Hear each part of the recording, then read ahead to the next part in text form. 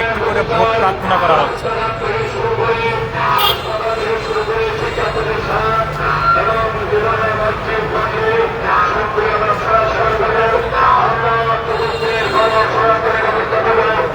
আপনারা দেখছেন পলাশবাড়িতে আমাদের কেন্দ্রীয় জামাতের কেন্দ্রীয়ভাবে যে গাড়িটা আসার কথা পলাশবাড়িতে হ্যাঁ ভোটের ক্যাম্পেইন হিসেবে, সেই গাড়িটা পলাশবাড়িতে উপস্থিত হয়েছে। এখানে আমাদের পলাশবাড়ি সাদুল্লাপুর আসনের জামাত মনোনীত এমপি প্রার্থী অধ্যক্ষ নজরুল ইসলাম লেবু মৌলানা হুজুর হ্যাঁ ভোটের পক্ষে ক্যাম্পেইন করছে। সাধারণ জনগণকে হ্যাঁ ভোটে ভোট দেওয়ার কথা উনি বলছেন, আপনারা দেখছেন।